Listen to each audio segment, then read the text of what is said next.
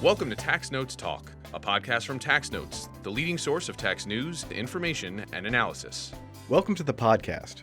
I'm David Stewart, Editor-in-Chief of Tax Notes Today International. This week, TCJA sunsets, improving personal exemptions. As we've covered in previous episodes, a number of Tax Cuts and Jobs Act provisions are scheduled to expire at the end of 2025. How best to renew these provisions, if at all, will be a major concern of the next Congress. However, this week we're focusing less on the monetary issues related to renewing the provisions, and more on potentially fixing what our guest deems as a tax wrong when it comes to the personal exemption and overseas dependents. Here to talk more about this is Tax Notes contributing editor Robert Goulder. Bob, welcome back to the podcast. Hello, Dave. Thanks for having me. To begin, could you give listeners some background on the personal exemption? You might recall in the old days, that's before the TCJA, the tax code permitted two major offsets against a person's adjusted gross income. These were first the standard deduction, or the opportunity to claim an itemized deduction instead, and second, the personal exemption. Now, a key feature of the personal exemption was that it extended to your dependents. So let's say if you claim dependents on your tax return, that is, in addition to yourself, you were permitted to claim a corresponding multiple of the personal exemption amount as your return moved from adjusted gross income onto taxable income. Again, this was before the TCJA came along. Looking at that system, the personal exemption was a very effective tool for lessening the tax burden on households with lots of dependents. But then the question would come up, well, gosh, what if the dependents happen to live overseas? Can a non-U.S. resident qualify as a dependent for purposes of the personal exemption? And that's where the story gets interesting. All right, now I understand you talked with someone about this. Who did you talk to? Yes, I spoke with Sarah Lora. She is an associate clinical professor of law at the Lewis and Clark Law School in Portland, Oregon. And she also serves as director of the Lewis and Clark Low Income Taxpayer Clinic. And what did you talk about? We discussed her recent publication, Righting Tax Wrongs for Immigrants, which appeared in the Pittsburgh Tax Review earlier this year. All right, let's go to that interview. Sarah, welcome to the podcast. Now, before we get into the details of what the TCJA did to the personal exemption, let's briefly review what the pre-TCJA framework looked like. I've alluded to these circumstances of taxpayers with non-resident dependents. Tell us, were such individuals eligible for purposes of the personal exemption? Yes, they were, and they still are. The only change that happened with the TCJA is that the personal exemption amount was zero. Prior to the TCJA, the personal exemptions were available for taxpayers living in the United States and their spouse and dependents living in the United States or in countries contiguous to the United States. Generally, that means Canada and Mexico. There was a decrease in taxable income for each of those people, which was approximately $4,000 per dependent. But as you know, the TCJA changed that. They did not change the fundamental framework of the personal exemptions, and to the extent that we still have personal exemptions available for people who are in the United States and countries contiguous. They chopped out the exemption amount. So it's an important distinction because it kind of has ripple effects as it goes along, and it makes it slightly easier to fix as we go along and makes it seem like it may have been unintentional, the ripple effects that it had on these communities. Okay, so if I'm thinking about my tax return and I'm trying to get from adjusted gross income to taxable income, and TCJA comes along and it does things to the standard deduction, and then you've just described what it does with the personal exemption.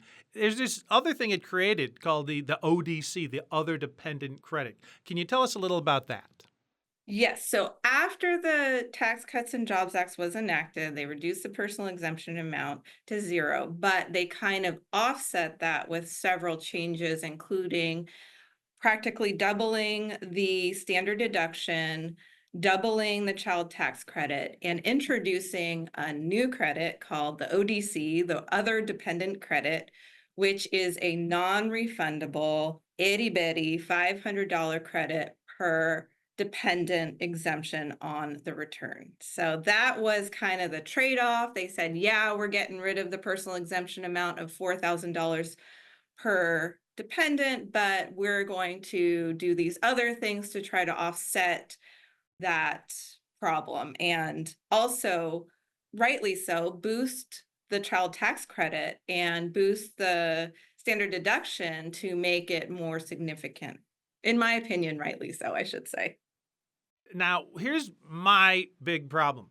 What was the policy objective for imposing a geographical restriction on the ODC, accomplished through the Code Section 24H4B? Now, I get that Congress wanted to sort of keep this credit relatively small. I think you just described it as an itty-bitty provision, and they made it non-refundable.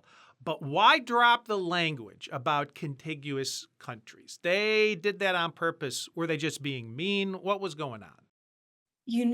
I think that they were copying the language from the child tax credit. It is word for word the same exact provision that you find 2 paragraphs up in the child tax credit. They just copied and pasted that language down and didn't really consider the ramifications of it. I honestly believe it was a mistake and just kind of a copying error without real thought. I thought it was unintentional. I have found no congressional record describing the want of punishing families who have dependents in Canada and Mexico. And I think another point in that direction is that they did not change the fundamental structure of the dependent exemption. They did not change the country contiguous language. What I see is just a copy and paste of the child tax credit, not realizing that while some may say, yes, we want to exclude dependents living in Mexico and Canada from the child tax credit because it is a refundable credit, because there are concerns with fraud and fraud in the ITIN, which we'll get into later, but that really, because this is a non-refundable credit, because we have the PATH Act in place preventing a lot of fraud in the first place, that I think it's a very simple fix for us to remove that paragraph, and then we will be back pretty similar to where we were with respect to dependents in Canada and Mexico prior to the Tax Cuts and Jobs Act. It's not perfect. It's not going to solve all the problems, but it's going to solve a lot of the problems and a lot of the heartache for these families. Now, there are consequences to this. One is that the IRS won't necessarily be issuing individual tax identification numbers to non-resident dependents. In theory, there's no reason for them to do that if they're not eligible under the ODC. And if the personal exemption amount is zero, you could say, all right, we just don't need to issue those numbers. But your article mentions that this hurts families. Could you elaborate on that? So one of the consequences of reducing the dependent exemption amount to zero and excluding from the ODC dependents in Canada and Mexico was that there was a policy change in the ITIN unit. They said there's no allowable tax benefit. The IRS unit made up language called and a requirement called the allowable tax benefit. So they said if there's no allowable tax benefit, and what I realized what allowable tax benefit means is monetary tax benefit, then we're not going to issue the ITIN in the first place. So I always, with my students, I have this map. It's almost like a timeline of tax events. And so we're starting at at the beginning, we file the tax return, and then there's pre-assessment disagreements about how much tax is owed. There's the whole deficiency procedures, and then we get assessment, and then we go into CDP, and we go into collections after that. We're stuck behind filing the return. We can't even get to the point where we can get the number to put on the return to file the return. So it's just that this family that's trying to count all the dependents that are allowed under the tax code cannot do so. So this affects what I call is the correct family size. And the ripple effect of that is that they cannot claim student financial aid. They have problems with immigration related applications, Medicaid. And then also I found, I can't remember, it's 14 or 17 states follow the language of dependent exemption to calculate their own dependent exemptions in the state tax system. And so if those people aren't on the return, they will be getting incorrect state tax information as well for the purposes of their state taxes. So accurate family size counts are essential for all of these programs. And then what we also found is that collections with the IRS also depend on correct family size. So when you file an offer in compromise with the IRS, they ask you who's in your family. And if you're unable to count your correct family size, you're going to have a harder time settling any tax debt that you may have. So it kind of just has this ripple effect across a lot of different areas within the tax code and outside the tax code. And in the very beginning of this, when this first hit, the ITIN unit kind of forgot about head of household filing status. So the fact that you can claim a parent who's not living with you. So there was a lot of advocacy that went into reminding the ITIN unit, no, we still get the head of household filing status for these families. And so getting that situated, and then also other dependent children, so qualifying relatives that lived within the United States, that was also kind of a battle. So there was this other requirement that the ITIN unit set in place, which was proving U.S. residency for many of the dependents that were on the return. So hopefully that explains what a broad impact this had on these families. Well, let's talk about fixing it. Now, let's say that you were in charge of the government. You ran Congress. You were the ultimate decision maker. And your article is called Righting a Tax Wrong. Do you have a preference in terms of just returning to the pre-TCJA framework? For these families, yes. I think that for these families, returning to pre-TCJA would be the best option because that would most accurately reflect correct family size. And maybe even, I've even thought of, well, if we wanted to keep the basic structure of the TCJA, then what we could do is maybe put a minimal dependent exemption amount, $100 per dependent, and that would create the allowable tax benefit for the ITIN unit. And then the one that I suggest, which I think is probably the easiest in the event that Congress wants to keep the whole TCJA structure in place, which seems like, I can't tell what's going to happen. I don't have a crystal ball, but it seems like that probably is the direction that Congress is going to go. In that case, the easiest, simplest fix would be what I propose in the article, which is to eliminate the language that cuts out Canada and Mexico from the other dependent credit. Now, like I kind of alluded to, so the allowable tax benefit, this assumes that the family has some sort of tax liability, and having the dependent actually helps reduce their tax liability, that there is tax due to, have a credit to offset that.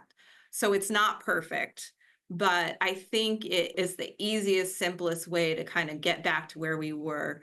Without this, I did a simple calculation in the article and found that the tax increase between pre-Tax Cuts Jobs Act and post-Tax Cuts and Jobs Act was about 48% tax increase for these families. Putting this back in place with the other dependent credit put it back to just a slight increase in taxes. So I think it would help the bulk of the people that we're talking about here. And I do think it was a mistake. I believe that if Congress could read my article, they would be horrified to think that, oh, we're paying for this on the backs of these families? That's not fair. That doesn't seem just. And so I think that they would say, oh yeah, this is a no-brainer. We should just do this. Okay, final question. Now, some lawmakers are always complaining about instances of alleged fraud being associated with these broadly available tax credits. Some of those grievances might be legitimate. Others, I'm thinking not so much.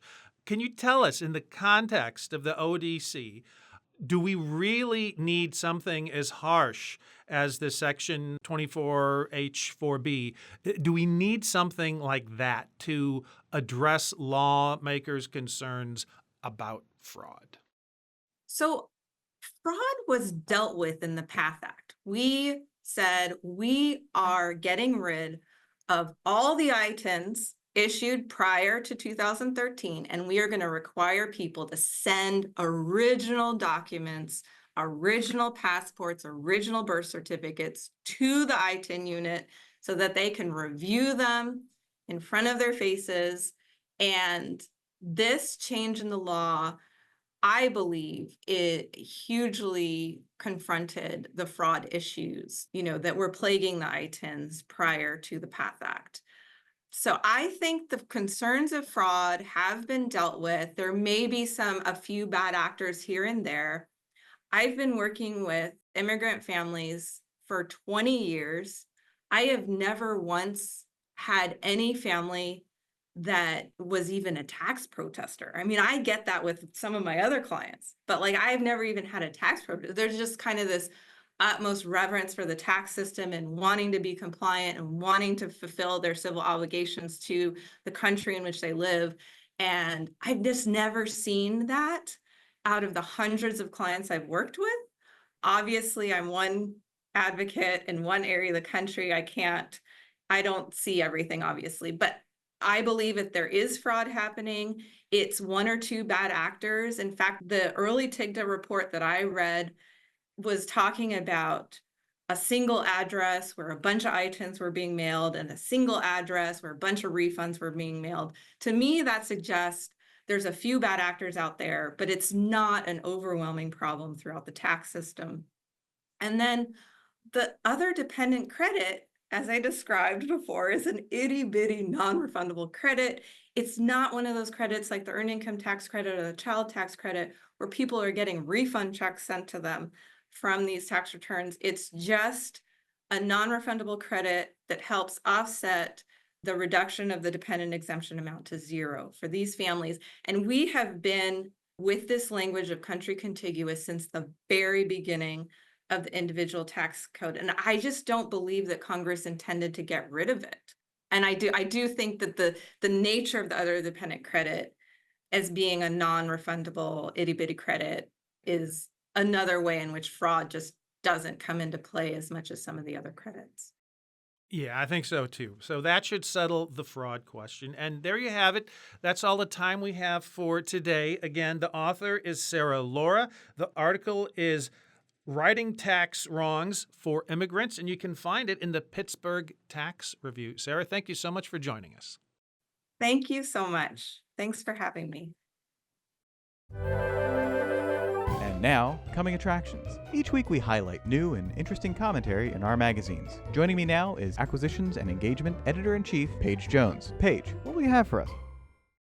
Thanks, Dave. In Tax Notes Federal, Susan Morse examines the 6-year default limitations period for claims against the federal government. Amy Chapman and Timothy Nichols examine the history of payment allocation in the context of distressed debt. In Tax Notes State, Billy Hamilton examines efforts to address housing affordability and homelessness. Craig Griffith examines the debate surrounding West Virginia's taxation of streaming services. In Tax Notes International, 6 KPMG practitioners summarize how tax authorities around the world are applying the OECD Control of Risk framework.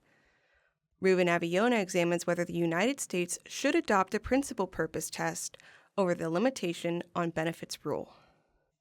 And finally, in featured analysis, Nana Ama-Sarfo examines Kamala Harris's evolution on tax policy legislation. That's it for this week. You can follow me online at TaxStew, that's STEW, and be sure to follow at TaxNotes for all things tax. If you have any comments, questions, or suggestions for a future episode, you can email us at podcast@taxanalyst.org. And as always, if you like what we're doing here, please leave a rating or review wherever you download this podcast. We'll be back next week with another episode of Tax Notes Talk. Tax Notes Talk is a production of Tax Notes. You can learn more about us by visiting www.taxnotes.com/podcast. When major media wants the straight story, they turn to Tax Notes. Thank you for listening, and join us again for another edition of Tax Notes Talk. Want more like this? Subscribe for more tax videos. Special thanks to our executive producers Jasper Smith and Paige Jones, showrunner and audio engineer Jordan Parrish, and audio engineer Peyton Rhodes.